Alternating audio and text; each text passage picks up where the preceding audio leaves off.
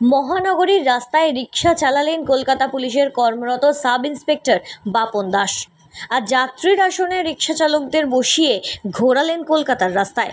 একদিকে উল্টো রথযাত্রা উৎসব, আরেকদিকে মহরম উৎসবের আমেজে সাধারণ মানুষ মেতে উঠলেও যাত্রীদের সঠিকভাবে পরিষেবা দেওয়ার জন্য নিত্যদিনের মতো এই দিনেও রিক্সা নিয়ে রাস্তার মোড়ে, আবার রাস্তার পাশে, আবার কোথাও স্ট্যান্ডে দাঁড়িয়ে থাকেন রিক্সা চালকেরা। তাই তাদের মুখে হাসি ফোটাতে কলকাতা পুলিশের সাব ইন্সপেক্টর পদে কর্মরত বাপন দাস একটি করে নতুন গামছা এবং মিষ্টির প্যাকেট রিক্সা চালকদের হাতে উপহার হিসেবে তুলে দেন।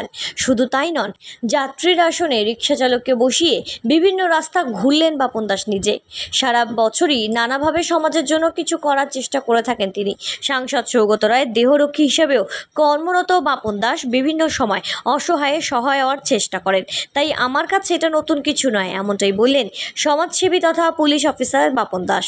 তার এই কর্মকাণ্ডকে সাধুবাদ জানিয়েছেন কলকাতার রাস্তায় উপস্থিত মানুষেরাও, এমনকি ধন্যবাদ এবং অভিভূত বলে জানিয়েছেন রিক্সা চালকরা। ব্যুরো রিপোর্ট, সঠিক বার্তা।